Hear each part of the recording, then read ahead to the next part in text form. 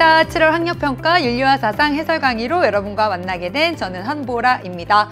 자, 7월입니다. 시간이 정말 빠르죠. 우리 수능특강 교재를 이렇게 탁 두 손에 쥐고 정말 윤사, 수능 윤사 내가 한번 이 멋진 레이스를 한번 달려볼 거야 라고 가슴 두근두근 하면서 첫 출발을 했던 게 엊그제 같은데 벌써 7월이 됐습니다. 여러분들 이제 기말고사도 사실 학교에서 이제 막 치르고 막 정신없는 상태에서 이번 7월 학평을 치른 친구들이 많이 있을 거라고 생각합니다. 여러분들 어때요? 7월 학평. 학교에서 이제 윤사를 3학년 내신 과목으로 같이 공부하고 있는 친구들은요. 이제 1학기 끝에 기말고사를 치르면서 선생님들이 부랴부랴 사회사상 파트까지 이제 진도를 나가셨을 거고요. 여러분들도 이제 학평을 풀면서 지금 여러 차례 4번째 학평을 치르고 있고 모의고사를 치르고 있는데 매번 이렇게 윤리와 사상이라고 하는 과목이 녹록지는 않구나 이런 거 많이 느끼면서 시험 치렀을 거라고 생각합니다. 선생님이 총평에서도 이야기한 것처럼 사실 이번 시험 자체가 굉장히 난도가 어렵고 이런 시험은 사실 아니었지만 우리가 윤리와 사상을 배워가는 입장에서 아직은 7월이기 때문에 좀 많은 친구들이 좀 어려워할 만한 고개를 갸우뚱할 만한 이런 문항들도 출제가 많이 됐습니다. 다시 한번 선생님이랑 같이 1번부터 20번까지 한 문항 한 문항 차분차분히 좀 정리해 보면서요. 내가 이번 여름방학 이런 부분들을 조금 더 집중해서 살펴봐야 되겠다. 이렇게 또 스스로 마음을 다잡는 또 좋은 시간 되었으면 좋겠습니다. 자, 우리 한번 1번 문항부터 바로 시작해 보겠습니다. 첫 번째 문항입니다. 그림의 강연자가 강조하는 삶의 태도로 가장 적절한 것은 했습니다. 자, 항상 이제 윤사의 최근에 기출 트렌드죠. 1번 문항은 이렇게 사상가들이 강조하는 삶의 태도가 소개가 되어 있습니다. 인간은 자기 스스로가 구상하는 무엇이며 자기 스스로가 원하는 무엇일 뿐입니다. 자, 인간이라고 하는 존재를 스스로가 구상하고 스스로가 원하는 무엇으로 규정하고 있어요. 자, 그러면서 이야기합니다. 인간은 우연히 이 세상에 내던져진 존재로서 먼저 세계 속에서 무엇한 다음, 그렇죠, 실존한 다음 그 이후에 자기 스스로를 만들어가는 존재입니다. 자, 먼저 일단 실존하고요. 그 이후에 스스로가 자기 자신을 만들어간대요. 이처럼 정해진 인간의 본성이란 없습니다.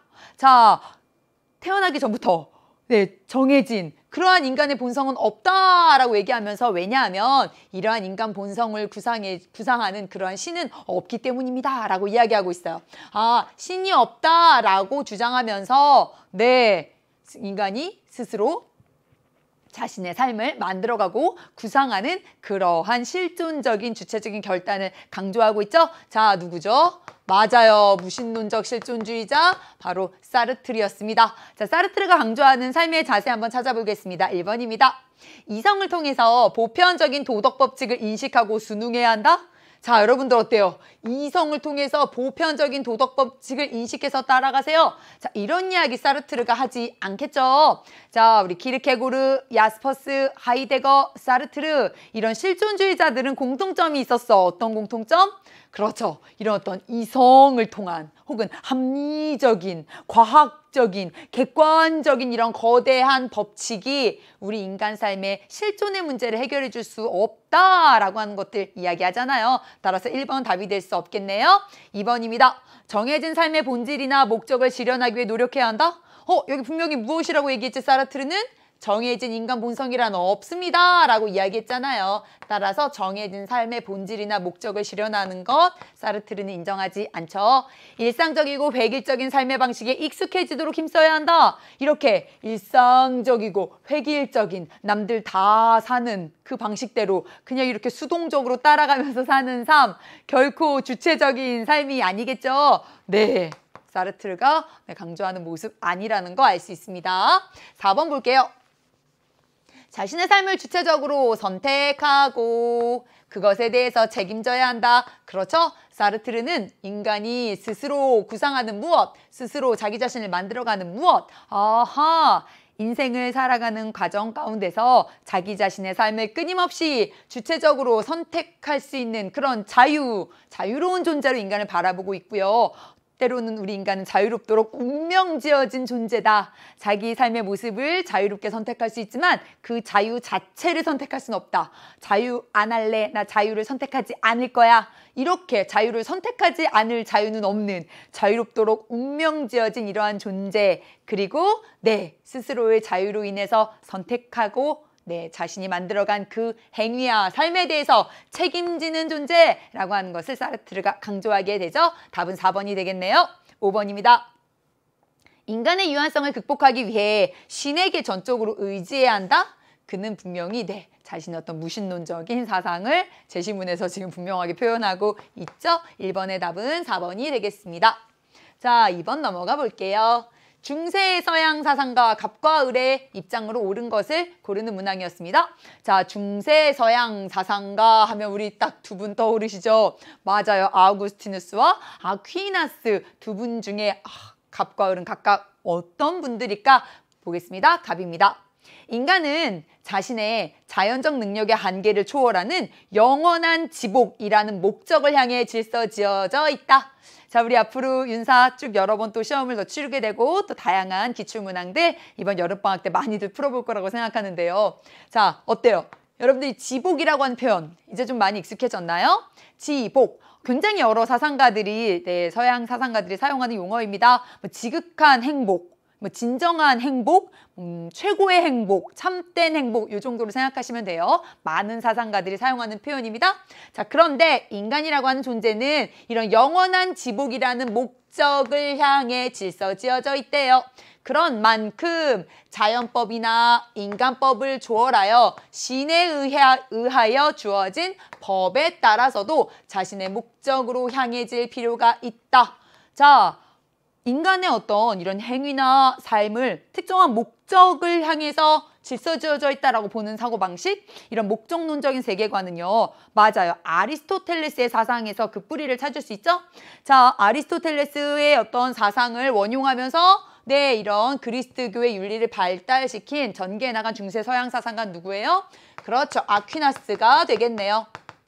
게다가 자연법 그리고 여기 인간법이라고 표현되어 있는데 이 인간법은 바로 실정법을 이야기하는 거 있죠?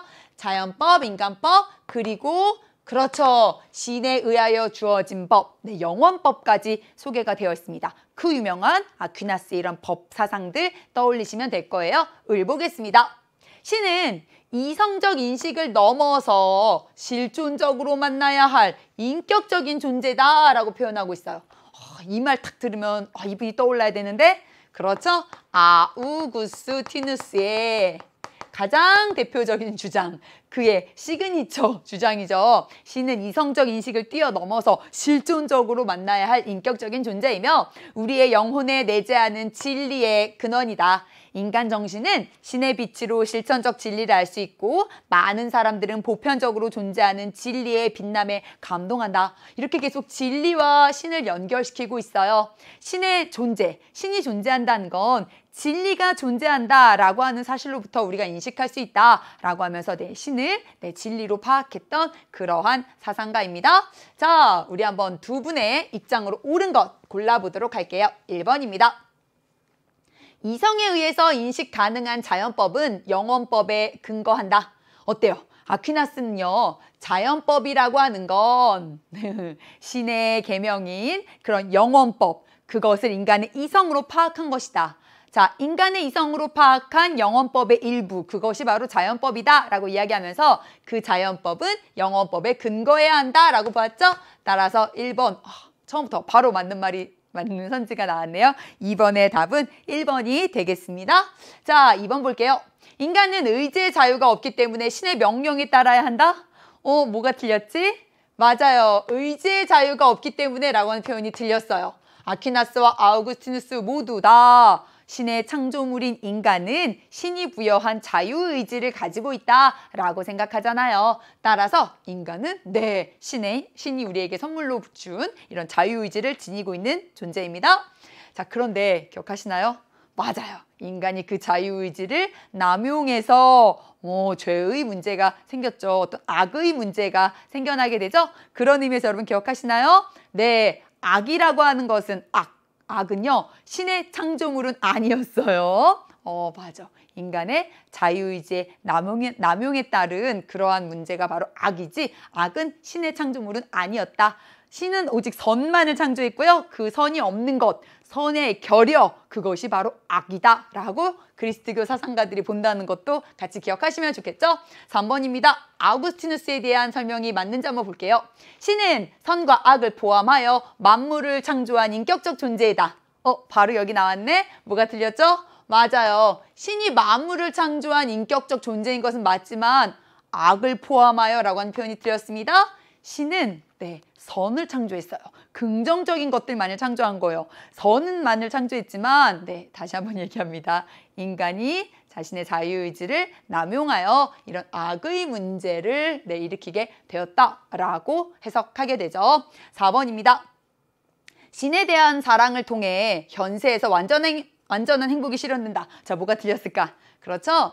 신에 대한 사랑을 통해 완전한 행복이 실현되는 건 맞아요. 그런데 신과 완전히 하나가 되는 건 내세에서 가능하기 때문에 이걸 내세에서 라고 바꿔야 되겠네요. 신의 존재는 오직 계시를 통해서만 증명될 수 있다? 아니요. 우리 아퀴나스 그렇게 보지 않겠죠. 신의 존재는요. 계시를 통해서 증명될 수 있다. 아퀴나스가 부정하진 않았어요. 계시를 통해서도 신의 존재가 증명될 수 있고요. 또 감각적인 경험에서부터 출발해서도 증명될 수 있지만 우리 아퀴나스는 특별히 이성을 통해서 그 신의 존재를 5가지의 방식으로 증명하려고 했었다는 시도 여러분들 잘 알고 있죠? 따라서 맞는 내용 고르라고 했으니까 2번의 답은 1번이 되겠네요. 자, 3번 보겠습니다. 한국 유교 사상가 갑과 을의 입장으로 옳은 것 한번 골라보겠습니다. 갑입니다. 사단과 칠정의 구분이 있는 것은 마치 성의 본연지성과 기질지성의 분별이 있는 것과 같다. 성을 이와 기로 나누어 말할 수 있다면 어찌 유독 감정에 대해서만 이와 기로 나누어 말할 수 없겠는가? 나는 감정에 대해서도 이와 기로 나누어 말할 수 있다고 생각한다 라고 갑은 이야기하고 있죠. 자, 이가 발에서 이가 발하고 기가 따르는 이발 기술을 통해서 이발 기수로 드러난 감정, 그것이 바로 사단이고, 사단은 이가 발한 감정이고요. 칠정, 가선과 간칠정은요, 기가 발하고 이가 탄 이러한 감정이다 라고 본 사상가 맞아요. 갑은 이황이 되겠네요. 이황은 이도 발하고 기도 발한다 라고 하는 이기호발을 이야기하죠. 자, 을 볼게요. 칠정과 사단이라는 이 감정은 둘로 나눌 수 있는 것이 아니다. 자, 칠정과 사단이라는 감정은 둘로 나눌 수 있는 것이 아니다 라고 분명히 얘기하면서 사단은 성에서 본연지성을 말한 것과 같고 칠정은 이와 기를 합쳐서 말한 것과 같다. 기질지성은 실제로 성이 기질 가운데 있는 것이니 성을 둘로 나눈 것이 아니다. 자, 기질지성이라고 하는 건 실제로는 성, 즉 본연지성이 무엇 가운데? 기질 가운데 있는 거래요. 그게 기질지성이래요. 기질지성이 본연지성을 겸하고 있네. 마찬가지로 기억하시나요, 여러분들? 칠정은 무엇을? 사단을 겸하고 있다 라고 본 사상가 맞아요. 칠정과 사단 모두가 다 기가 발하고 이가 탄 감정이다 라고 본 기발이승이 한 가지 경우만 인정한다 라고 하는 기발이승 일도서를 주장했던, 그렇죠, 이라고 하는 것 알 수 있습니다. 자, 갑과 을의 입장으로 옳은 것 한번 골라볼게요. 1번입니다. 이는 스스로 발할 수 없지만 기는 발할 수 있다? 어때요? 이황은요, 이도 발하고 기도 발하잖아요. 따라서 이는 스스로 발할 수 없지만 이라고 하는 표현이 틀렸네요. 2번입니다. 사단과 칠정은 모두 감정이지만 그 연원이 각각 다르다. 그렇죠. 사단과 칠정은 분명히 둘 다 감정입니다. 이건 성리학의 기본이죠. 사단과 칠정은 둘 다 감정이에요. 하지만 이황은 어때요? 그 둘의 두 감정의 연원이 각각 이발기수와 기발이승으로 어때? 다르다라고 생각하죠. 3번의 답은 2번이 되겠네요. 3번 볼게요. 이 선생님의 입장이 맞는지 한번 확인해 보겠습니다. 사단은 순수한 이가 발하고 기가 따라서 발현된 성이다. 자, 일단 뭐가 틀렸지? 사단은 성이 아니죠. 성에는 본연지성과 기질지성이 있고요. 사단은 감정, 정이에요. 그러니까 일단 틀렸고요. 조금 더 볼게요. 사단은 순수한 이가 바라고 기가 따라서 드러난 건가요? 아니요. 이는 사단과 칠정 모두 다 누가 바라고? 그렇지. 기가 바라고 이가 타서 드러난 감정이라고 생각하죠. 4번입니다. 칠정은 기가 바라여 이가 탄 것으로서 순선한 감정이다. 이건 뭐가 틀렸을까? 칠정은 기가 바라여 이가 탄 것까진 맞아. 근데 뭐가 틀렸지? 그렇죠. 순선한 감정 아니죠? 사단이 순선한 감정, 칠정은 그렇죠. 가선가악한 감정이었습니다. 5번 볼게요. 사단은 칠정을 포함할 수 없지만 칠정은 사단을 포함한다. 이것은 누구만의 입장이에요? 맞아요. 칠포사. 칠정은 사단을 포함한다 라고 생각했던 이만의 입장이기 때문에 공통점이 될 수 없습니다. 3번의 답은 2번이 되겠네요. 자, 4번 한번 보겠습니다. 한국 불교 사상가라고 제시되어 있고요. 두 사람 입장으로 옳지 않은 것 고르는 문항입니다. 갑입니다. 대승의 법에는 오직 1심만이 있으니 1심밖에는 다른 법이 없다. 자, 대승의 법에는 오직 1심만이 있으니 1심밖에는 다른 법이 없다 라고 중요한 문장이 첫 문장에 소개가 되어 있죠. 다만 무명이 1심을 미혹하게 하여 모든 물결을 일으키니 6갈래의 길. 여기 보니까 육도라고 나와 있네요. 6갈래의 길에 속하여 헤매게 됨을 밝히려 한 것이다. 결국은 1심밖에 없는데 어리석은 우리가 어리석은 우리 중생이 어리석어서 그 1심을 어때요? 제대로 알지 못하여 이런 모든 물결이 일어나서 6갈래의 길에 속해서 헤매게 된대요. 불교에서 이런 6갈래의 길이라고 하는 표현이 제시문에 종종 나오기도 하는데요. 6갈래의 길은 아직 깨닫지 못한 그런 중생이 계속 윤회하게 되는 그런 6개의 세계, 뭐 이렇게 이해하시면 쉬워요. 긍정적인 어떤 단어는 아닌 거죠. 대승의 법은 오직 1심만이 있는데 무명이 1심을 미혹해서 우리가 깨닫지 못하고 그런 6개의 세계 속에서 고통스러운 삶을 계속해서 윤회하고 반복하게 되는구나 라고 본 사상가입니다. 누구죠? 1심을 강조한 한국 불교 사상가? 맞아요. 원효의 입장이 되겠습니다. 을 볼게요. 교를 배우는 사람, 즉 교리를 배우는 사람, 교를 배우는 사람은 대부분 안을 버리고 밖에서만 구하려고 해요. 밖에 있는 경전만 열심히 공부한다는 거죠. 반면에 선을 익히는 사람, 참선수행을 하는 사람, 내 안의 부처를 보려고 하는 그런 참선수행을 하는 사람은 이번엔 거꾸로 밖의 대상을 잊고 자신 안으로만 파고들기를 좋아한다. 그런데 내가 보기에 이는 둘 다 하나에 집착한 것으로 두 극단에 갇힌 것이다. 나는 둘을 함께 해야 한다 라고 본다. 교관겸수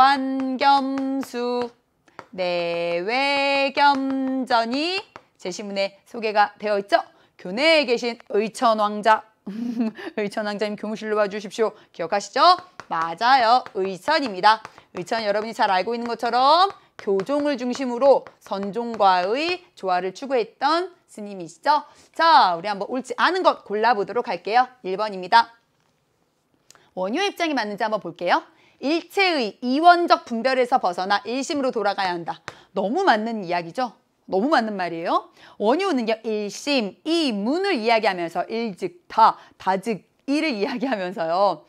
결국은 우리는 무언가를 계속해서 분별하려고 하잖아요. 네. 그러나 원효가 보기에 이런 이원적인 분별, 모두 그 어떤 일심으로 결국은 다 돌아가는 것인데 그런 이원적인 분별과 대립에서부터 벗어나야 한다라고 하는 걸 계속해서 강조하시잖아요. 일체의 이원적인 분별에서 벗어나 일심으로 돌아갈 것을 이야기하시죠. 2번입니다. 계율이나 형식에 얽매이지 않는 무의 행을 실천해야 한다. 그렇죠. 원효는요. 계율이나 어떤 형식에 얽매여 있는 그런 수행을 비판하면서요. 계율이나 형식에 얽매이지 않는 즉 장애물이 없는 그러한 수행을 실천할 것을 이야기하면서 불교의 또 대중화에 공헌하시게 되죠. 3번입니다. 자, 의천에 대한 내용이 맞는지 볼게요. 교리와 경전에 의하지 않고 해탈의 경지를 추구해야 한다? 교리나 경전, 이런 교리 공부, 경전 공부는 하지 않고 해탈을 추구해? 그런데 어떻지? 의처는 기본적으로 교종을 중심으로 선종과의 조화를 추구하셨던 고려시대 스님이죠. 계속해서 어떤 이런 교리 공부에 대한 내용들, 네, 함께 참선 수행과 교학 수행이 함께 가야 한다라고 하는 걸 강조하고 있기 때문에 교리와 경전에 의지하지 않고라고 하는 표현이 틀렸습니다. 틀린 걸 고르라고 했으니까 4번의 답은 3번이 되겠네요. 미혹에서 벗어나기 위해서 교학과 참선 공부에 매진해야 한다. 그렇죠. 4번이 잘 표현한 말이고요. 두 사상가 공통적으로 깨달음을 얻기 위해 개정해. 그렇죠. 불교의 기본적인 수행에 해당되죠. 이런 사막에 대한 수행은요. 불교의 아주 기본 중에 기본입니다. 석가모니의 초기 불교 사상에서부터 계속 이어져 나오는 기본적인 불교의 수행법이니까요. 두 사상가 모두가 다 인정할 만한 내용이 되겠죠. 4번의 답은 3번으로 우리가 알 수 있겠네요. 자, 5번 한번 넘어가 보겠습니다. 가의 고대 서양 사상가 갑과 을의 입장을 자, 벤 다이어그램으로 표현해 볼게요. 갑입니다. 생성되는 것이 아니면서 생성하는 것 그 자체인 것은 선의 이데아 뿐이다. 그 생성되는 것이 본질을 갖게 되는 것도 선의 이데아에서이다. 갑은 누구지? 맞아요. 최고의 이데아는 선의 이데아, 좋음의 이데아. 요즘에 이렇게 친절하게 선의 이데아라고 잘 안 주는데 좋음 자체 이렇게 평가원에서는 절대로 이렇게 안 주죠. 좋음 자체 이렇게 좀 더 어렵게 더 이렇게 우리가 한 번에 알아볼 수 없게 주는데요. 이번 7월 학평에서는 선의 이데아라고 분명하게 제시를 했습니다. 자, 여러분 잘 기억하세요. 우리 선의 이데아, 플라톤이 생각하는 가장 최고의 이데아죠. 플라톤은 선의 이데아에 대해서 이렇게 설명했어요. 선의 이데아는 인식되는 것들이 인식되게 하고 존재하게 하고 본질을 갖게 되는 가장 근거이다. 그래서 그 내용이 지금 여기 이렇게 표현이 되어 있는 거죠. 선의 이데아는 그 생성되는 것이 본질을 갖게 되는 그 근거이다 라고 하면서 그래서 선의 이데아를 강조하는 모습 등장하고 있습니다. 을 볼게요. 생성되는 모든 것은 오직 하나의 원리, 즉 목적을 향해 움직인다. 인간의 행위 역시 목적이 있는데 그 궁극적인 목적은 모든 것 가운데 최고선인 행복이다. 을은 누굴까요? 맞아요. 아리스토텔레스가 되겠네요. 자, 두 사상가의 공통점과 차이점을 알아야지 풀 수 있는 벤 다이어그램 문항이 출제가 됐습니다. 자, 한번 두 사상가가 각각에 대해서 어떠한 입장을 취했을지 한번 분석해 보도록 할게요. 자, 기억 한번 보겠습니다. 감각을 통해 사물 각각의 본질을 파악할 수 있다. 자, 일단 이거 기억은요. 지금 A, 즉 플라톤만의 입장이 맞는지 확인하는 게 중요하잖아요. 자, 플라톤이요. 사물 각각의 본질. 플라톤에게 있어서 사물의 본질은 그 사물의 이데아를 의미하잖아요. 자, 그런데 플라톤이 이데아를 감각을 통해 파악할 수 있다라고 보았을까요? 아니죠. 이건 기본 중에 기본이죠. 플라톤의 이데아계는요. 감각으로는 절대로 파악할 수 없는 그러한 세계였습니다. 오직 무엇을 통해서만? 그렇죠. 이성을 통해서만 우리는 이데아를 인식할 수 있다. 이성을 통해서만 인식할 수 있다라고 보죠. 따라서 플라톤의 입장 틀린 내용이라고 우리가 파악할 수 있겠네요. 리은 보겠습니다. 자, B입니다. 공통점이 맞는지 한번 확인해 볼게요. 부도덕한 행위는 모두 선에 대한 무지에서 비롯된다. 자, 우리가 선에 대해서 모르기 때문에 부도덕한 행위가 생긴다. 모든 부도덕한 행위의 원인은 선에 대한 무지에서부터 비롯된다. 어때요? 우리 이런 기본적인 생각, 주지주의적인 입장을 가진 소크라테스는 강하게 모든 악의 원인은 무지 때문이다 라고 이야기하죠. 그런 소크라테스의 주지주의 사상을 플라톤도 계승하기 때문에 플라톤은 맞다라고 볼 수 있어요. 하지만 아리스토텔레스는 어때? 아니, 부도덕한 행위 중에서는 선에 대한 무지에서부터 비롯된 그런 부도덕한 행위도 있지만 때로는 어때요? 그렇죠. 선에 대해 알고 있다 하더라도 의지가 부족해서 이런 부도덕한 행위를 할 수 있게 돼. 그래서 우리 아리스토텔레스의 사상을 주지주의 플러스 주의주의라고 해서 공부했던 거 기억하시죠? 따라서 공통점 역시 성립할 수 없겠네요. 디귿 보겠습니다. 이성에 따라 욕구를 절제할 때 유덕한 사람이 될 수 있다. 자, 어때요? 플라톤 맞죠? 왜요? 자, 플라톤 기본적으로 이성에 따라서 욕구를 절제하는 거. 이 플라톤 하면요, 사주덕 떠올라야 되잖아요. 지용절정, 지혜, 용기, 절제, 정의라고 하는 이 네 개의 기본적인 덕, 플라톤이 굉장히 강조했었고요. 그 중에서 특별히 이성에 따라 욕구를 잘 절제하는 이런 절제의 덕은요, 모든 계층, 국가의 모든 계층이 공통적으로 소유해야 하는 이런 덕목이다라는 거 굉장히 강조하죠. 이성에 따라 욕구를 절제할 때 그런 덕을 갖춘 사람이 될 수 있다라고 플라톤은 인정합니다. 아리스토텔레스 어떨까요? 아리스토텔레스에게 있어서 욕구가 지나치지도 않고 지나치게 과도하지도 않고 욕구를 또 지나치게 억누르지도 않는 그런 중용의 상태, 그것이 바로 절제이죠. 그런데 아리스토텔레스는 그런 중용의 상태를 적절함으로 이야기했어요. 어떤 것이 과연 가장 적절한 상태인가? 이것을 파악할 수 있게 도와주는 것은 결국은 무엇이에요? 그렇죠, 이성이죠. 특별히 그 중에서도 아리스토텔레스는 그렇죠, 실천적인 어떤 지혜, 이런 이성을 강조하게 되잖아요. 따라서 이성에 따라 욕구를 절제할 때 이런 중용의 상태를 갖출 때 덕 있는 사람이 될 수 있다라고 보겠죠. 따라서 공통점으로 성립 가능합니다. 자, 리을 볼게요. 조음 자체는, 그렇지, 이게 바로 뭐야? 이게 바로 선의 이데아죠. 선의 이데아는 현실 세계를 초월해서 존재할 수 없다. 플라톤은 어때요? 아니, 조음 자체, 선의 이데아는 현실 세계를 초월해서 딱 이데아계에 따로 저렇게 딱 존재하는 거야 라고 주장하죠. 반면에 아리스토텔레스는 어떨까? 아니야, 조음 자체는 현실 세계를 초월해서는 존재할 수 없다는 게 맞아. 선의 이데아? 조음 자체? 그래, 있어. 그런데 그것은 이데아계에 따로 떨어져서 존재하는 게 아니라 현실 세계의 구체적인 그 좋은 것들 안에 그 안에 이미 깃들어져 있다라고 아리스토텔레스는 보죠. 조음 자체는 현실 세계를 초월해서 존재할 수 없다에 대해서 이렇게 입장이 갈리기 때문에 어때요? 네, 아리스토텔레스만의 주장으로 성립 가능합니다. 디귿과 리을, 형광펜 가지고 있죠. 디귿과 리을, 요 선지에 다 모두 밑줄 쫙 하면서 여러분들 같이 한번 꼭 정리해 두세요. 공통점과 차이점. 계속해서 해마다 출제가 되는 패턴인데 친구들이 매번 조금씩 난해하다, 좀 어렵다 느끼는 부분이기 때문에 잘 기억하시기 바라고요. 요 니은도 사실 너무 많이 나온 내용이지만 다시 한번 내가 놓치고 있다면 꼭 가져가시기 바랍니다. 자, 6번 넘어가 볼게요. 가를 주장한 고대 동양 사상가 입장에서 볼 때 나의 기억에 들어갈 진술로 알맞은 것 찾겠습니다. 나라와 도읍이 서로 공격하여 정벌하지 않고 사람과 집안이 서로 해치지 않는 것이 손해인가? 이익인가? 이익이 있죠, 그렇죠? 그것은 반드시 천하의 이익이라고 말할 것이다. 여러 가지 이익은 남을 미워하고 남을 해치는 데서 생겨나는가? 반드시 그렇지 않다고 말할 것이다. 천하의 이익은 서로 사랑하고 서로 이롭게 하는 데서 생겨난다 하면서 꺽쇠하고 한자가 나왔습니다. 그렇죠. 겸애, 교리, 특별히 이 겸애는요 정말 맨날 나오는 한자니까 웬만하면 이제 우리 윤사 지금 벌써 7월입니다. 자, 이 겸애, 이 겸, 이거 두루두루 겸자잖아요, 그렇죠? 정말 정확하게는 몰라도 돼요. 그러니까 뭔가 이렇게 이런 모양, 겸애구나. 이 정도 이제 눈으로 충분히 이제 익히고 가셔야 합니다. 겸애 교리가 나와 있죠? 맞아요.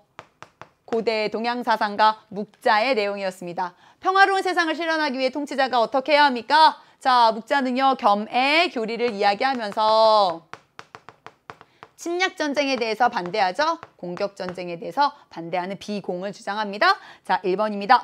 백성의 현실적인 이로움보다 국가의 정치적 명분을 더 중시해야 합니다. 아니요. 묵자는요 백성의 어떤 현실적인 이로움 이런 것들을 중시한 사상가입니다. 2번입니다. 천하의 혼란을 막기 위해서 최소한의 침략 전쟁을 허용해야 합니다. 여기 보니까 어때? 침략 전쟁을 허용? 아닙니다. 침략 전쟁에 대해서 분명히 반대하고요. 대신에 자국을 지키기 위한 방어 전쟁, 그렇죠? 이런 방어 전쟁은 인정합니다. 특별히와 묵자는요, 어떤 약한 나라가 강한 나라의 침략을 받았을 때는 네, 우리가 주변의 나라들이 그 약한 나라를 함께 도와주어야 한다라고까지도 이야기했거든요. 방어를 위한 전쟁은 묵자도 인정하지만 침략 전쟁에 대해서 분명히 반대했다는 거 잘 정리해 두세요. 3번입니다. 통치의 근본인 예학을 세워 도덕성을 회복시켜야 합니다. 아니죠. 3번은 네, 유교 사상가들의 입장이 되겠네요. 4번입니다. 문명의 이기를 없애 무위의 삶을 살도록 해야 합니다. 4번은 도가 사상가들의 입장이 될 거고요. 친소, 가깝고 멀고를 구분하지 않고 모든 백성을 차별 없이 대해야 합니다. 이것이 바로 네, 겸애가 되겠죠. 인이 가지고 있는 어떤 친소의 구별, 좀비 친소의 구별, 이것을 차별적 사랑이라고 비판하면서 차별하지 않는 겸애를 주장했던 묵자의 사상, 역시 우리 관련 문제를 풀면서 한번 정리해 볼 수 있었습니다. 자, 7번입니다. 가의 고대 서양 사상과 근대 서양 사상과 을의 입장에서 볼 때 새로 난 말 A에 대한 설명 어떤 것이 적절한지 찾아볼게요. 자, 갑입니다. 모든 공동체는 어떤 선을 실현하기 위해서 구성된대요. 그 공동체 중에서도 으뜸이 되면서 다른 공동체를 모두 포괄하는 공동체, 즉 최고의 공동체가 있을 거 아니에요? 그 최고의 공동체가 분명 최고선을 가장 훌륭하게 추구할 것이다. 자, 우리 모든 공동체는 어떤 선을 실현하기 위한 그런 목적을 가지고 구성된다. 오늘 계속 비슷한 패턴으로 계속 등장하고 계시네. 이 감 누구죠? 맞아요. 아리스토텔레스였어요. 자, 아리스토텔레스는 으뜸이 되는 최고의 공동체를 뭐라고 생각했을까요? 그렇죠. 국가였잖아요. 아리스토텔레스는 국가를 정말 사랑했잖아요. 아, 그 국가가 최고의 선인 행복을 가장 잘 실현해 줄 수 있다. 우리 인간이 진정으로 도덕적인 삶, 가장 행복한 삶, 이런 어떤 최고의 어떤 이런 선을 실현할 수 있는 건 모두 국가 속에서 살 때만 가능하다라고 하면서 굉장히 국가를 강조하게 되죠. 자, 을입니다. 사람들은 재산권 보장을 위해서 비교적 평화롭지만 불안정한 자연 상태에서 벗어나 법률의 구속을 받아들인다. 만약 정부가 국민의 의사에 반하는 방향으로 권력을 행사한다면 국민들은 자신이 위임한 권리를 다시 회수할 수 있다. 즉, 그렇죠. 정부에 대한 저항권을 행사할 수 있다라고 보았던 사회계약론자 누구일까요? 맞아요. 로크가 되겠습니다. 로크는 특별히 네, 이런 재산권의 보장에 대해서 굉장히 강조하면서 저항권을 인정했다는 거 친구들 잘 알고 있을 거라고 생각해요. 자, 우리 한번 새로 난 말 A가 뭔지 볼게요. 나라와 나라 사이의 관계. 대표적인 이 기구에는 UN, WTO 등이 있대요. 국제가 되겠네요. 국제. 춘추전국 시대 모든 학자와 학파를 일컫는 말. 와, 우리 이런 수많은 사상가들을 제자백가라고 부르죠. 따라서 새로 난 말 A는 국가가 되겠습니다. 아리스토텔레스와 로크가 국가에 대해서 어떤 입장을 취했는지 한번 찾아볼게요. 1번입니다.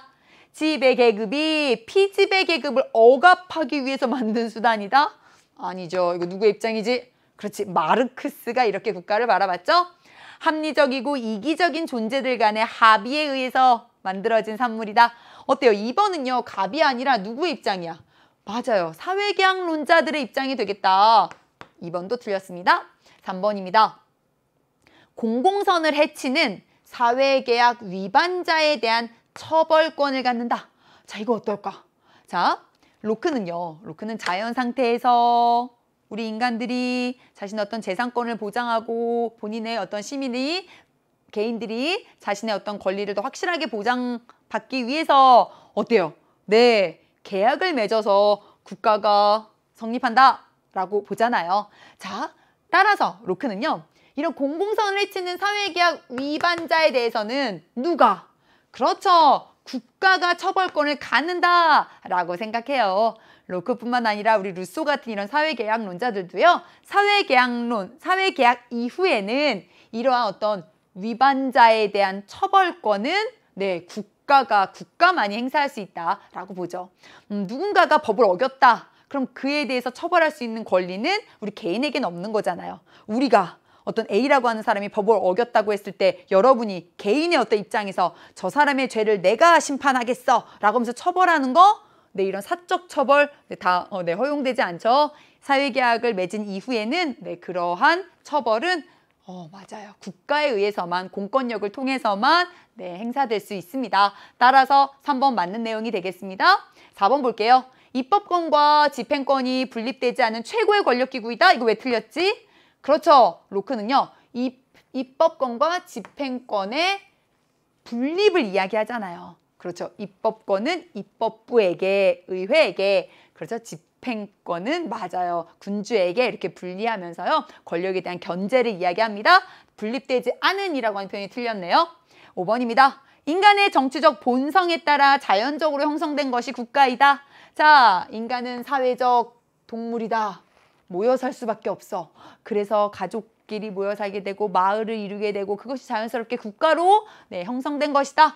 그래서 국가는 자연적으로 발생한 것이다 라고 본 사상가가 누구예요? 맞아요. 아리스토텔레스가 이렇게 국가를 자연 발생한 그러한 공동체로 바라보잖아요. 반면에 사회계약론자들에게 있어서 국가는요. 자연적으로 이렇게 발생한 그러한 공동체가 아니라 다시 한번 얘기하지만 계약을 통해서 구성된 인위적인 산물입니다. 따라서 5번 공통점이라고 볼 수 없겠네요. 7번의 답은 3번이 되겠습니다. 자, 8번 한번 넘어가 보겠습니다. 고대 서양 사상가 갑과 을의 입장으로 동양이네요. 죄송해요. 고대 동양 사상가 갑과 을의 입장으로 옳은 걸 한번 골라볼게요. 갑입니다. 사람은 나면서부터 욕망이 있는데 바라면서도 얻지 못하면 곧 추구하지 않을 수 없고 추구함에 일정한 기준과 한계가 없다면 내가 가질 거야, 내가 가질 거야 하면서 싸울 수밖에 없대요. 선왕은 그 다툼을 싫어한 까닭에 예를 제정해서 구분과 절제를 우리에게 가르쳐 주었다라고 본 사상가죠. 맞아요. 정확서를 주장했던 순자가 되겠습니다. 순자는요 이렇게 예에 따라서 정치해야 한다라고 하는 예치를 주장하죠. 을입니다. 백성들을 법으로, 법령으로 이끌고 형벌로 규제하려고 하면 그들은 형벌을 피하고자 할 뿐 부끄러워하는 마음, 이런 마음을 갖지 않는다. 반면에 덕으로 인도하고 예로서 가지런히 한다면 백성들은 부끄러워할 줄을 알게 될 뿐만 아니라 바르게 된다. 맞아요. 덕치를 주장했던 공자의 사상이 소개되어 있습니다. 자, 옳은 거 한번 골라볼게요. 기억입니다. 하늘이 부여한 도덕 규범에 따라 욕망을 조절해야 한다. 순자는요, 욕망을 조절해야 한다라고 하는 말에 대해서는 긍정했어요. 그런데 하늘이 부여한 도덕 규범이 아니라 무엇에 따라?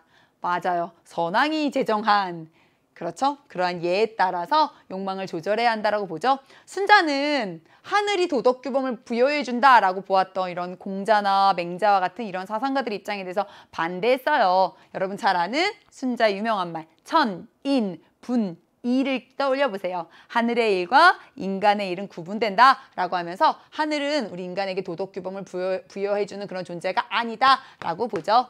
니은입니다. 인간의 타고난 본성을 확충하여 예를 실현해야 한다.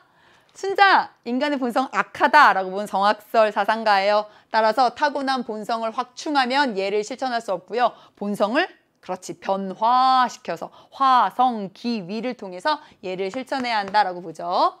디귿입니다. 인의 실현을 위해 사욕을 극복하고 예를 따르세요. 그렇죠. 이러한 극기복례의 자세를 바탕으로 인을 실현할 수 있다라고 공자는 강조합니다. 통치자가 덕을 갖추고 백성을 교화해야 한다. 두 사상가의 공통점 가능하죠. 순자는요. 통치자가 예라고 하는 덕을 통해서 예를 통해서 자신의 본성을 변화시키고 나서 백성들을 바른 길로 이끌어주는 교화하는 그런 정치를 해야 한다라고 보고요.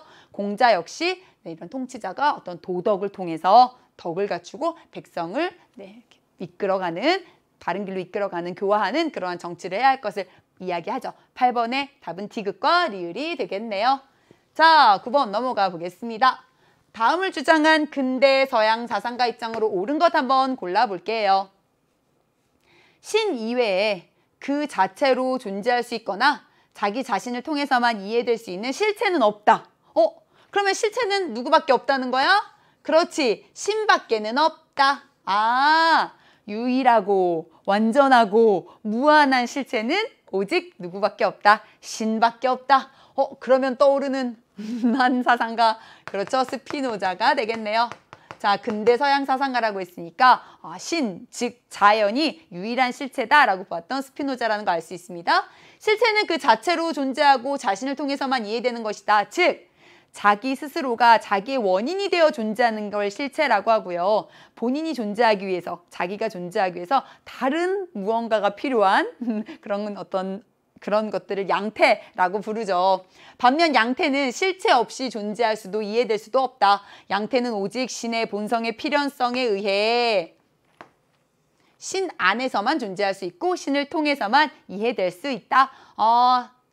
어떤 존재의 방식을 실체와 양태로 구분하면서 신, 즉 자연이 유일한 실체이고요. 그 자연 안에 어떤 개별 사물들, 개별 자연물들과 우리 인간은 맞아요. 그 신의 다양한 양태다라고 보았던 스피노자라는 걸 알 수 있습니다. 자, 스피노자 이렇게 단독문항으로 잘 나오고요. 항상 이렇게 배점이 굉장히 높은 그런 사상가니까요. 우리가 좀 더 주의 집중해서 살펴봐야 되겠습니다. 1번입니다.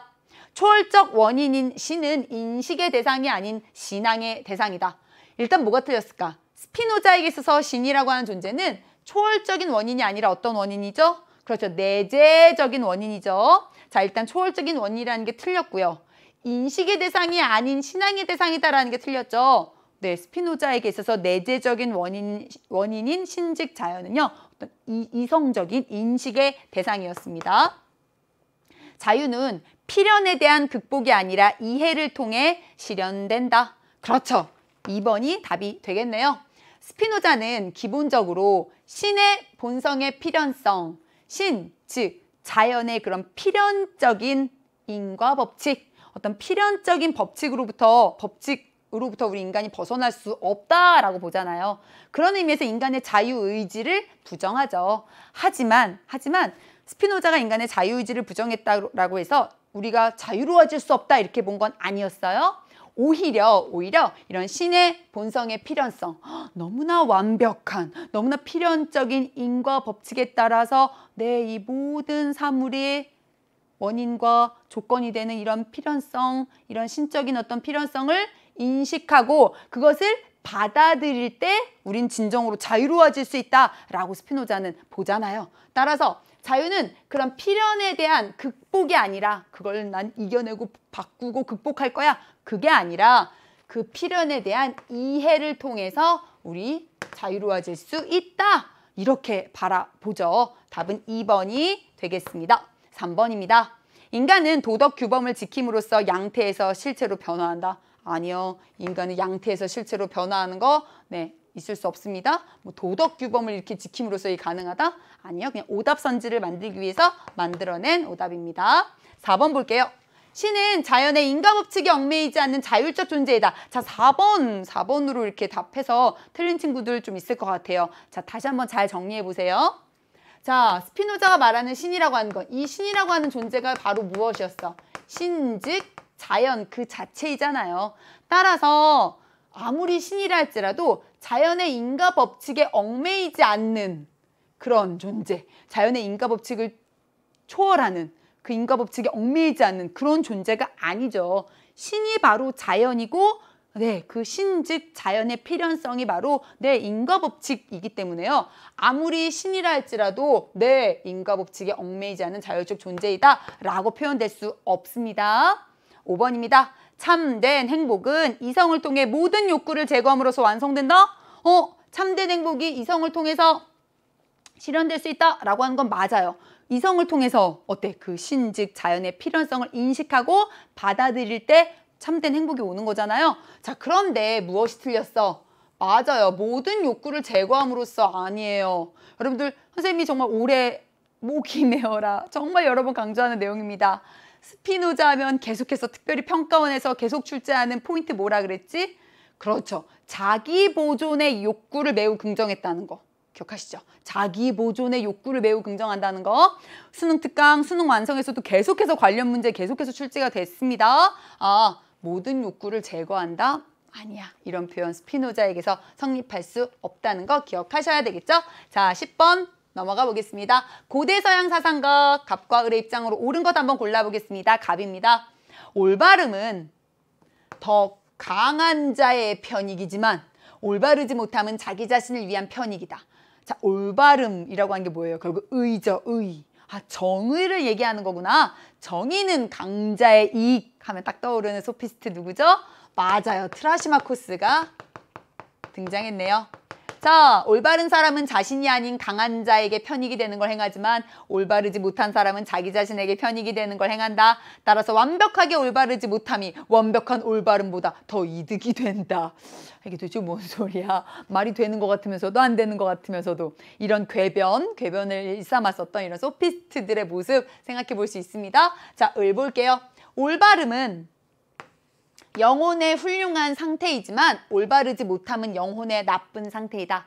아, 올바름을 영혼의 훌륭한 상태다라고 보고 있구나. 인간에게 있어서 가장 중요한 일은 자신의 영혼을 돌보는 것, 자신의 영혼을 최상의 상태로 가꾸는 것이라고 보았던 고대 서양 사상가 누구죠? 맞아요. 을은 소크라테스라는 걸 알 수 있어요. 영혼이 훌륭한 사람은 모든 일을 지혜롭고 유능하게 해낼 수 있지만 영혼이 나쁜 사람은 아무것도 어우러져서 해낼 수 없다. 따라서 영혼의 훌륭한 상태인 올바름은 나쁜 상태인 올바르지 못함보다 더 이득이 된다. 보편적인 그러한 옳음이 존재한다라고 보았던 소크라테스. 아니야. 진리나 윤리는 사람마다 다 다른 거야. 상대적인 거야. 라고 보았던 이런 소피스트의 입장. 이 입장을 기억하면서 한번 갑과 을의 입장으로 옳은 것 찾아보겠습니다. 1번입니다. 올바름은 현실적 이익에 얽매이지 않는 보편적인 것이다. 우리 트라시마코스가 정의라고 하는 것에 대해서 보편적인 것이다 라고 보지 않았겠죠?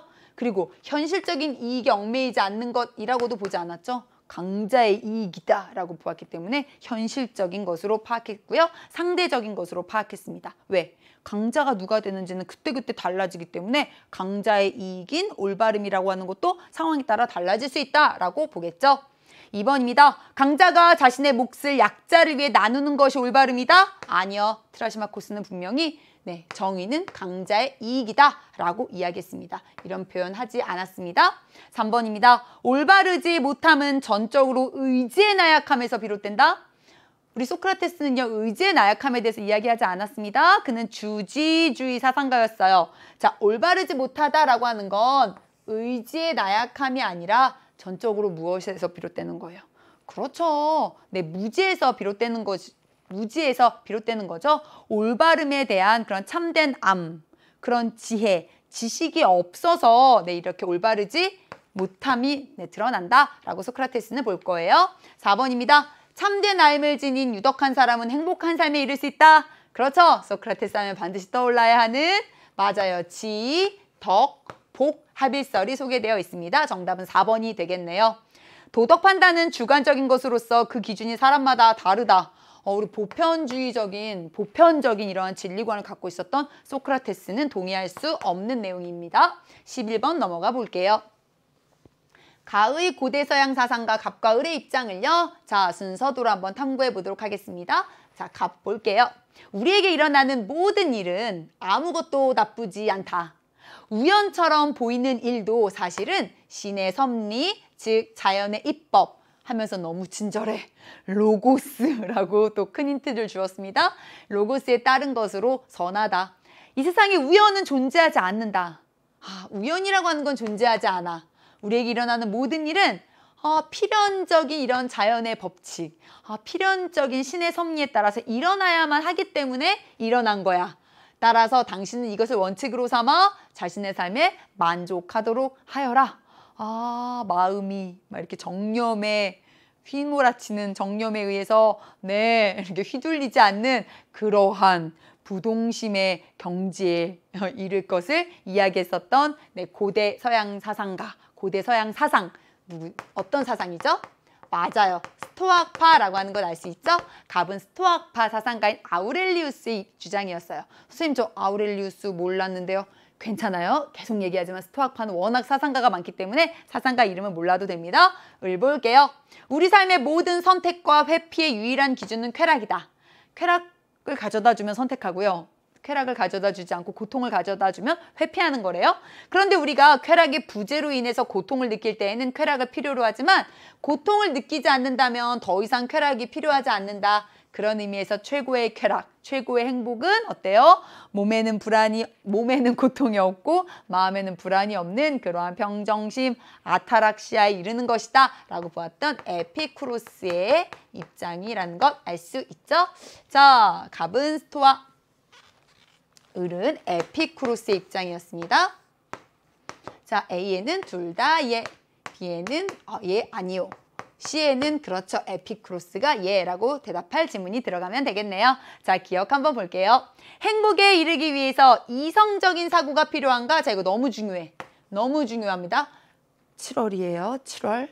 진짜 반복해서 계속 나오고 있어요. 우리 수능 특강에서, 수능 완성에서 계속 나오고 있습니다. 자, 이제는 알고 가셔야 돼요. 자, 행복에 이르기 위해서 이성적 사고가 필요한가? 기본적으로 스토아파는 당연히 맞죠. 왜? 스토아파가 이야기하는 그 로고스에 따르는 삶, 그 로고스라고 하는 게 무엇이에요? 결국 이성이잖아요. 이성. 행복에 이르기 위해서 어떤 신과 인간과 이 세계의 어떤 우주의 어떤 공통된 본성, 그 이성에 따르는 삶을 계속해서 강조하잖아요. 따라서 기억, 스토아파 맞습니다. 에피쿠로스 학파도 어때? 그렇지, 맞죠. 왜? 에피쿠로스 학파가 이야기하는 그런 쾌락, 그러한 쾌락을 진정으로 추구하기 위해서는 기본적으로 욕구를 잘 구별할 줄 알아야 하잖아요. 그래서 내가 어떤 욕구를 추구해야지 진정한 쾌락이 오는가, 어떤 욕구는 잘못 추구하면 오히려 쾌락이 아니라 더 고통이 오는데, 이걸 사려 깊게 분별하는, 헤아리는 그러한 이성적인 사고의 역할 굉장히 강조하죠, 에피쿠로스도. 따라서 기억은 두 사상가가 모두가 다 긍정할 내용으로 맞는 내용이 되겠습니다. 니은 볼게요. 세계 시민으로서 공적인 삶에 참여해야 하는가? 어때요? 스토아파는요, 세계 시민으로서 공적인 삶에 참여할 것을 강조합니다. 하지만 에피쿠로스는 아니야, 그런 공적인 일에 참여하려고 하지 마, 괜한 고통만 더 겪게 돼 라고 하면서 은둔적인 그런 삶을 이야기하면서 친구들과 어떤 알콩달콩 우정을 나누는 그런 삶을 추천하죠. 자, 니은 따라서 어때요? 아니요, 맞는 질문이 되겠네요. 디귿 볼게요. 마음의 평온함을 위해서 모든 감정을 제거해야 하는가? 자, 이것도 계속 나오는 표현이야. 모든 감정을 제거해야 한다라고 스토아파 이야기하지 않죠. 스토아파가 비록 정념에 휘둘리지 않는 그런 초연한 삶을 이야기하지만 모든 감정을 다 제거해야 한다라고 보지 않아요. 자연적인 정념에 대해서는요, 인정하죠. 하지만 그런 자연적인 정념에 대해서도 역시 초연한 삶의 자세를 강조한다는 것만큼은 사실입니다. 모든 감정을 제거해야 한다는 아니에요. 에피쿠로스 당연히 아니겠죠? 에피쿠로스가 강조하는 그 쾌락이라고 하는 거, 그것도 어떤 특별한 종류의 감정이잖아요. 따라서 둘 다 옳지 않습니다. 리을 볼게요. 자연적이고 필수적인 욕구만을 최소한으로 충족해야 하는가? 완전 맞죠. 완전 맞죠? 자연적이고도 동시에 필수적인 욕구, 그것만을 어때요? 최소한으로 충족하는 이런 절제하고 검소한 삶을 통해서 진정한 행복인 아타락시아에 이를 수 있다라고 에피쿠로스는 이야기합니다. 정답은 기억, 니은, 그리고 리을이 되겠습니다. 자, 12번 넘어가 볼게요. 동양사상가 갑과 을의 입장으로 옳은 것 한번 골라볼게요. 갑입니다. 여러 사물에 연해서 존재하는 것. 자, 이 연이라고 하는 표현 보니까 어때요? 우리 연기설, 인연 할 때 그 연이라는 것 알 수 있죠? 자, 조건을 뜻하는 한자입니다. 여러 사물에 연해서 존재하는 것, 그것을 공이라고 말한다. 공은 가명이며 그 공이야말로 중도이다. 연하지 않고서 발생한 사물은 아무것도 없기 때문에 공이 아닌 사물은 아무것도 존재하지 않는다. 자, 모든 사물은 이런 인과 연에 따라서 발생했고요. 그것들은요, 있는 것도 아니고 없는 것도 아니에요. 극단적인 양극단이 아니기 때문에 우리가 그것을 공이라고 부르고 중도라고 부르는 거죠. 따라서 공이 아닌 사물은 아무것도 존재하지 않는다. 모든 사물은 어때요? 공하다 라고 강조한 그러한 동양 사상. 어떤 사상일까? 그렇죠. 불교. 그 중에서도 대승불교. 그 중에서도 그렇죠. 중관 사상이라는 것 여러분 알 수 있습니다. 자, 중간 사상을 주장했었던 용수의 주장이 되겠네요. 을입니다. 외계의 대상, 바깥 세계의 대상은 존재하지 않으며 의식 속에 나타난 여러 표상은 다만 식일 뿐이다. 그것은 마치 사람 눈에 백태가 끼면 털럭이나 두 개의 달이 보이듯이 사실 우리가 눈에 백태가 끼면요. 존재하지도 않는 이런 것들이 아른아른 아지랑이처럼 이렇게 존재하지도 않는 것이 보이는 것처럼 실제하지 않는 대상이 허망하게 나타나 보이는 것과 같다. 모든 사물은 공하고 그 사물들은 어떤 자성, 독자적인 성질, 어떤 실체로서 존재하지 않는다. 다만 그것을 내가 의식 속에 나타난 여러 표상으로 느끼는 것은 식의 작용일 뿐이다. 자, 다만 식일 뿐이다. 그렇죠. 유식 사상이라는 것 알 수 있습니다. 자, 세친의 입장이죠.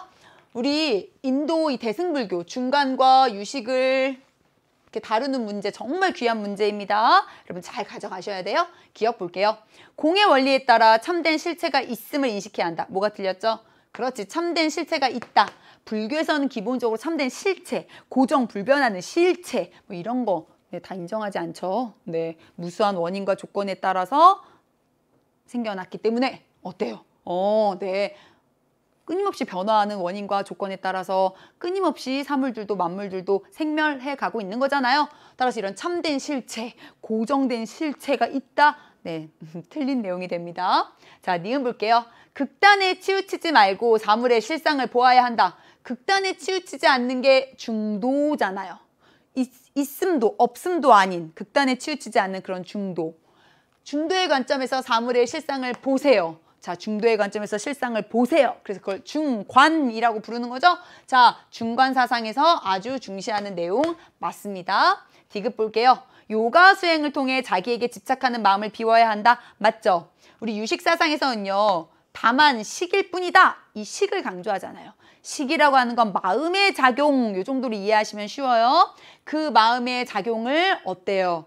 변화시켜서 분별하지 않는 그러한 지를 향해서 나아가는 그런 수행을 강조하고요. 특별히 유식사상에서 그런 수행 방법으로 요가 수행을 이야기했다는 거 여러분 알고 계시죠? 요가 수행을 통해서 자기에게 집착하는 그런 마음을 비워야 한다. 맞는 내용입니다.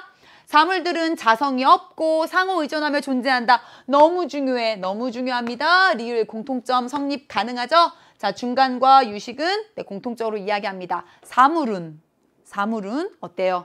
인연에 따라서 끊임없이 생멸합니다. 따라서 독자적인 이러한 성질, 어떤 실체로서 존재하는 독자적인 성질, 이런 건 있다 없다? 없다. 사물들은 공하다. 사물들은 무자성이다. 자성이 없다. 상호 의존하며 즉 인과 연에 따라서 이렇게 존재할 뿐이다 라고 보죠.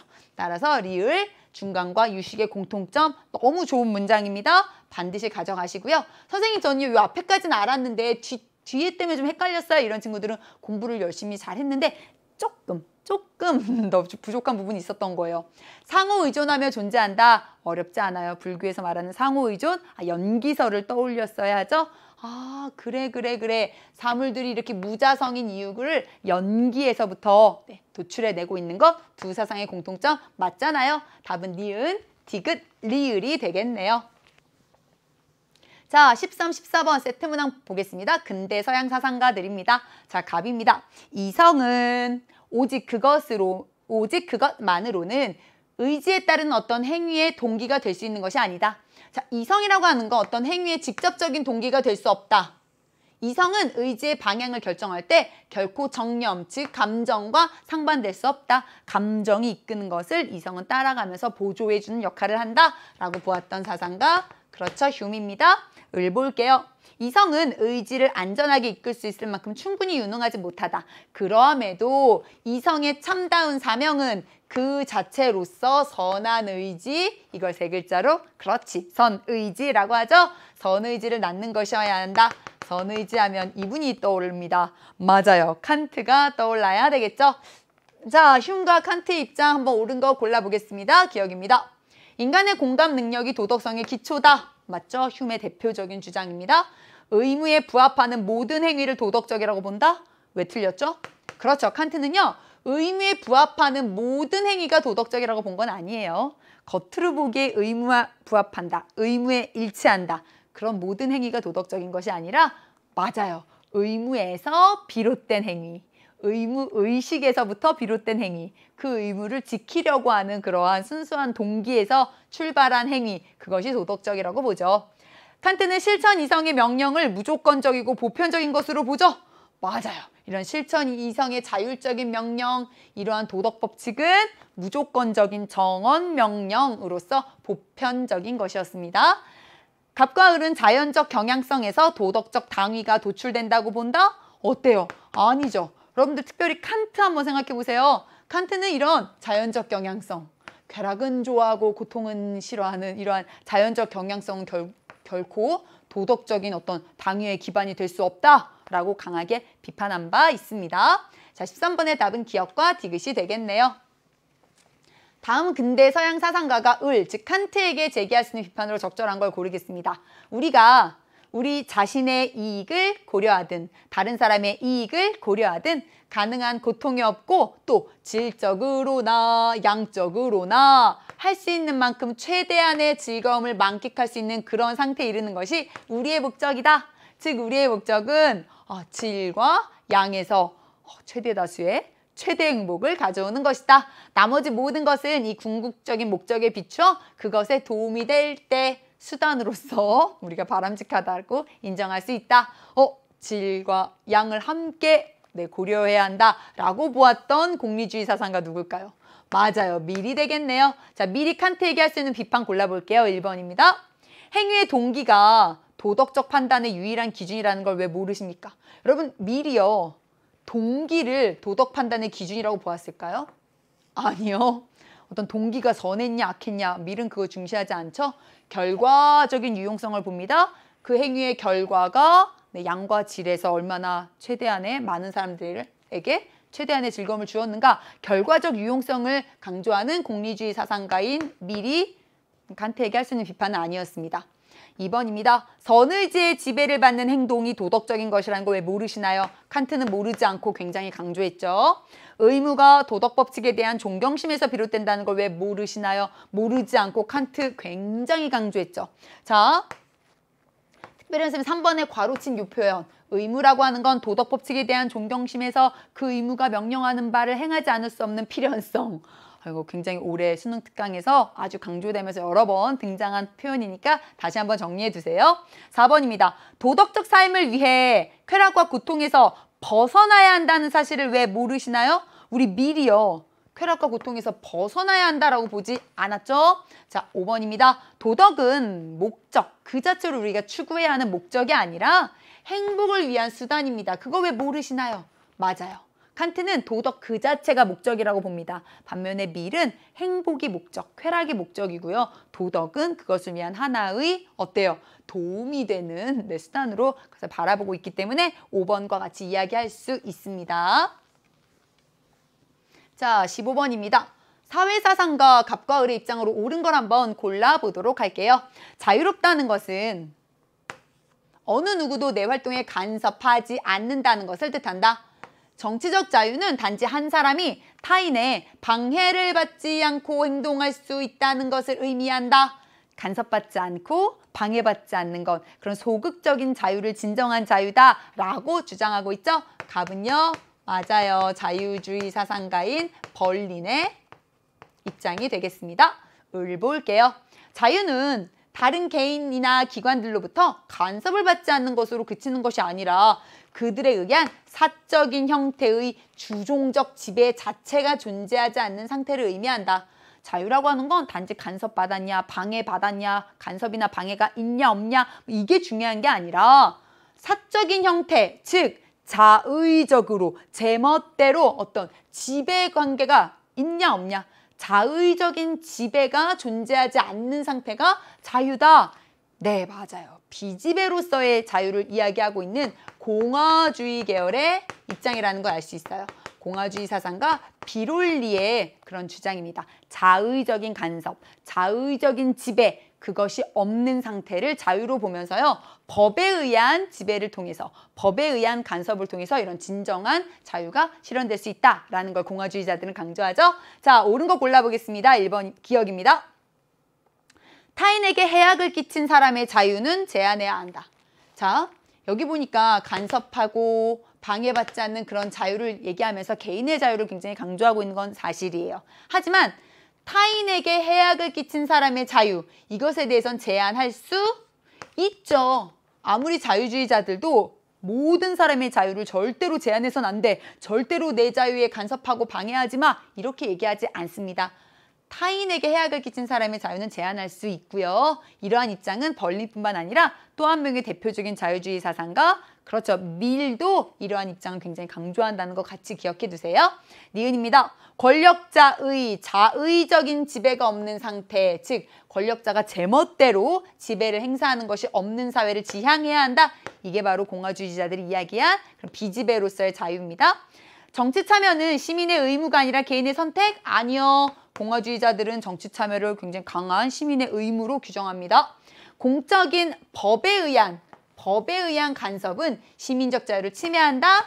아니요. 두 사상 모두가 다 특별히 공화주의자들은요. 이런 법에 의한 간섭은 시민적 자유를 오히려 보장해주고 실현해준다라고 생각하고요. 자유주의자들도 이런 기억의 같은 맥락 속에서 개인의 자유를 더 잘 보장하기 위해서 공적인 법에 의한 그런 최소한의 간섭 이런 것들은 자유주의자들도 인정한다는 거 기억하시면 되겠습니다. 16번 넘어가 볼게요. 다음을 주장한 고대 동양 사상가 입장으로 옳은 것 한번 골라보도록 하겠습니다. 이것도 저것이며 저것도 이것이다. 친구들이 이제 사실 이것이 있으므로 저것이 있고 이것이 없으므로 저것이 없다 하면 석가모니의 연기서를 이제 많이 생각하시죠. 그래서 이거 석가모니인가 보다 쉽게 고대 동양 확실해 이렇게 생각하고 읽지도 않고 풀면 안 된다는 걸 이번 문항을 통해서 우리가 알 수 있습니다. 조금 더 읽어볼게요. 저것은 저것에 시비가 있고 이것은 이것에 시비가 있다. 과연 이것과 저것의 구별이 있는가? 그렇지 않으면 이것과 저것의 구별은 없는가? 이것과 저것의 상호 대립이 되지 않는 것, 그것이 도의 축이다. 지인은 시비를 따지지 않고 자연의 조화 속에서 논인다까지 나왔어요. 논인다. 물론 제일 큰 힌트는 도죠, 도. 그렇죠? 도가 나와 있고 이미 지인이 나와 있기 때문에 이거 도가 사상이다. 특별히 장자이다. 이렇게 좀 떠오르는 친구들 많이 있을 텐데요. 맞아요. 또 하나 힌트, 논인다. 이런 것도 여러분 꼭 가져가세요. 수능 특강 강의에서도 여러 번 얘기했지만 장자가 얘기했던 소요유, 그 유가 한자로 논일 유자이기 때문에 유독이 장자 관련된 제시문에 이 논인다 이런 표현 정말 많이 나오잖아요. 장자 입장입니다. 자, 1번 볼게요. 연계를 깨달아 윤회의 고통에서 벗어나세요. 네, 불교의 입장입니다. 좌망을 통해 선과 악을 명확하게 구분하세요. 좌망은 좋아. 장자가 강조했던 수양법 맞습니다. 그런데 선과 악을 구분하는 게 아니죠. 오히려 장자는 도의 관점에서 시비, 선악, 미추, 대소, 귀천, 빈부, 심지어는 그렇죠. 생사도 구분하지 말고 평등하게 바라보아야 한다. 차별하지 말고 평등하게 바라보아야 한다라는 걸 강조하죠. 3번입니다. 외물의 속박에서 벗어나 정신적인 자유를 추구하세요. 그렇죠. 이게 장자 사상의 가장 핵심이죠. 어떤 감각에서부터 비롯된 이런 차별적인 분별적인 지식 혹은 어떤 외물의 속박 이런 것들로부터 벗어나서 정신적인 자유, 소요유의 이런 경지를 통해서 정신적인 자유를 추구해야 한다라는 거 강조하죠. 인과 의의 덕을 실현하기 위해 선한 본성을 확충해야 한다? 아닙니다. 유교 사상가들, 공자나 또 맹자, 특별히 맹자였던 성선설 계열의 그런 유교 사상가들의 입장입니다. 오감에 의한 지식으로 재물의 경지에 이르러? 재물의 경지에 이르는 건 맞아요. 만물을 차별하지 않는 거니까. 근데 오감에 의한 지식은 오히려 분별과 차별을 가져오기 때문에 그런 것에부터 벗어나 도의 관점에서 이런 재물의 경지에 이를 것을 이야기하고 있죠. 16번의 답은 3번이 되겠네요. 17번입니다. 중국 사상가 가불의 입장으로 옳지 않은 것 한번 골라보도록 할게요. 효, 중, 신, 이는 모두 각자의 마음에 있을 뿐이니 마음이 곧 이치이다. 사리사욕에 어두워지지 않은 마음, 그 마음의 본체, 그것이 곧 천리이니 마음 밖에서 조금이라도 보탤 필요가 없다. 마음의 본체, 사리사욕에 어두워지지 않는 그 마음의 본체이자 그 천리, 그것이 바로 양지라고 보면서 마음 밖에서 보탤 필요 없이 그 양지를 적극적이고 구체적으로 실현하는 치양지를 이야기한 사상가 맞아요. 우리 양명학을 이야기한 왕양명의 입장이 되겠네요. 을입니다. 인으로서 사랑하고 의로서 미워하고 예로서 사양하고 지로서 아는 것이 마음이며 성은 마음의 이치이다. 자, 그러면서 이야기하고 있어요. 천지 사이의 이치는, 즉 천리는 사물이 생길 때 성이 되는데 그것이 바로 인의예지이다 라고 이야기하고 있어요. 자, 여기 보니까 그러면 사물에도 천리가 부여되어 있다는 거네? 그리고 그 성이 바로 인의예지라고 보는 거네? 그 천리가 사덕이다 라고 보는 거네? 성리학을 주장한 주희의 입장이라는 것 알 수가 있겠죠? 최근에는요, 여러분들 잘 기억하세요. 왕양명과 주희의 입장의 가장 큰 차이점으로 맞아요. 사물에 이치가 부여되어 있는가, 부여되어 있지 않은가. 이게 굉장히 중요한 키포인트로 계속 반복적으로 출제가 된다는 거 기억하면서 한번 문제 풀겠습니다. 자, 옳지 않은 거 골라볼게요. 1번입니다. 내 마음의 양지를 발휘해 각각의 사물에 실현해야 한다. 그렇죠? 각각의 사물 자체는 내 마음과 떨어져서 이치를 갖고 있지 않습니다. 내가 내 마음의 양지를 발휘해서 그 사물에 각각의 내 마음의 양지를 발휘할 때 그 사물은 비로소 이치를 얻게 된다라고 표현하죠. 1번 맞습니다. 지극한 알매 이르기 위해 개별 사물의 이치를 탐구해야 한다. 다시 한번 얘기합니다. 왕양명은 개별 사물에는 이치가 부여되어 있어, 부여되어 있지 않아. 부여되어 있지 않아요. 이치는 오직 내 마음에만 부여되어 있습니다. 따라서 개별 사물의 이치를 탐구해서 지극한 알매에 이르러야 한다. 아니요. 인정하지 않습니다. 이미 완전한 알민 양지가 이미 내 안에 부여되어 있기 때문에 그 양지를 적극적으로 실현할 것을 강조하죠. 자, 주희입니다. 성리학입니다. 경건한 자세를 유지하여 탁한 기질을 변화시켜야 한다. 맞죠? 성리학에서는요. 이런 경건한 자세, 경건한 자세를 계속해서 강조하고요. 성리학에서는 기본적으로 어때요? 모든 사람들이 본연지성, 그런 어떤 인의예지, 사덕, 천리로서의 그런 본연지성은 다 동일하게 부여받았다라고 생각해요. 그러니까 모든 사람들이 부여받은 그 본연지성은 다 순선무악해요. 자, 그런데 그것이 담긴 그릇, 기질에 맑고 탁함이 있어서 누군가는 성인이 되고 누군가는 일반적인 사람이 된다라고 생각하죠. 따라서 성리학에서는 이런 기질을 변화시키는 수양을 계속해서 강조하게 됩니다. 4번입니다. 암과 행암은요. 서로 의지하는 것으로서 함께 나아가야 한다. 맞아요. 성리학에서는요. 암과 행암이 수레의 두 바퀴처럼 서로 영향을 주면서 함께 나아가는 지행, 병진을 이야기합니다. 성인이 되기 위해서 존천리, 천리는 보존하고 악한 욕심인 이런 인욕은 제거해야 한다. 거인욕 두 사상의 공통점으로 강조되고 있죠. 하지만 두 사상에서 천리의 의미가 뭔지는 다르죠. 왕양명에게 있어서 천리는 양지였고요. 주희에게 있어서 천리는 인의예지의 사덕이었다는 거 기억하시면 되겠습니다. 17번의 답은 2번이 되겠네요.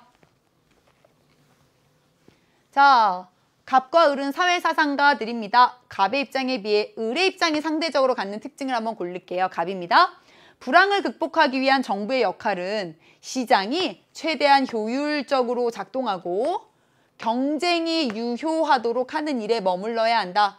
시장이 잘 돌아가고 그 속에서 경쟁이 잘 이루어질 수 있도록 이렇게 지켜보는 것, 관리하고 도와주는 것 정도에 머물러야 한다. 국가 주도의 경제적인 통제는 자유시장 경제 질서를 억압하고 우리를 노예의 길로 이끌기 때문에 국가가 경제에 이렇게 개입하고 어떤 계획을 세우고 통제하려고 하는 시도는 나는 반댈세. 시장의 자생적 질서를 더 주어야 하고 그런 것들을 강조해야 한다라고 본 신자유주의 사상가인 하이에크의 입장이 소개가 되어 있습니다. 을입니다. 불황의 원인은 유효 수요가 부족하기 때문이다. 정부는 실질 소득과 부를 늘리기 위해서, 즉 유효 수요를 창출하기 위해서 이자율을 조정하는 정책과 국내의 고용을 최적 수준으로 유지할 수 있도록 모든 형태의 타협을 도모하고 제도적 장치를 동원해야 한다. 정부가 적극적으로 정책을 펼쳐서 완전 고용과 유효 수요 증대를 위해서 노력해야 한다. 적극적으로 시장에 개입해야 한다라는 걸 강조했던, 그래요, 수정자본주의 사상가 케인즈의 입장이 소개되어 있습니다. 자, 케인즈의 입장이 하이에크의 입장에 비해서 갖는 특징을 고르면 돼요. X 보겠습니다. 시장의 자생적 질서를 강조하는 정도는 케인즈는 낮죠. 하이에크가 더 높습니다. 사회복지 확대를 위한 증세, 세금을 더 많이 걷는 증세 정책을 강조하는 정도. 그렇죠. 케인즈는 국가가 많은 일을 해야 한다. 특별히 케인즈가 어떤 국가에 의한 사회복지 정책 확대 이런 것들 얘기하거든요. 그러면서 국가가 일을 많이 해야 하니까 세금도 더 많이 거둘 것을 이야기하죠. 반면에 하이에크는 복지제도의 축소를 이야기합니다. 복지의 완전 폐지는 아니지만 복지를 축소하고 세금을 좀 줄이면서 작은 정부를 지향하게 되죠. G 보겠습니다. 일자리 창출을 위한 정부의 공공사업 확대를 강조하는 정도, 굉장히 케인즈가 높겠죠? 자, X가 낮으니까요, 왼쪽으로 가야 되고요. Y가 높으니까 뒤로 가야 되겠네요. 자, G가 높으니까 위로 가야 되겠습니다. 왼쪽에 있으니까 오른쪽에 있는 디귿과 미음은 탈락, 뒤에 가야 하니까 앞에 나온 니은은 탈락. 답은 기억이 되겠네요. 19번 보겠습니다. 그림은 서술형 평가 문제와 학생 답안이다. 학생 답안에 기억, 니은, 디귿, 미음 중에서 기억부터 미음 중에서 옳지 않은 것 한번 골라보도록 하겠습니다. 근대 한국 사상 빼놓을 수 없는 문항이죠. 거의 100% 항상 출제가 됩니다. 한국 사람으로서 윤사를 공부하면서 전 세계 모든 윤리를 공부하는데 한국 메이드 인 코리아 사상을 넘어갈 수 없잖아요. 자, 근대 한국 사상과 갑과 을의 입장 한번 비교해서 서술하시오 했습니다.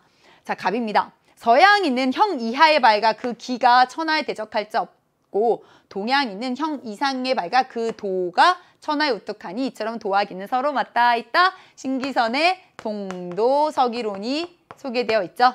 서학에는 한울림의 가르침이 없으니 형식은 있으나 자취가 없고 도는 허무에 가깝다. 자, 서양의 어떤 이런 천주교 비판하고 있습니다. 내 안에 한울림의 성품을 지니고 기운을 바로잡으면 자연스럽게 조화가 이루어진다.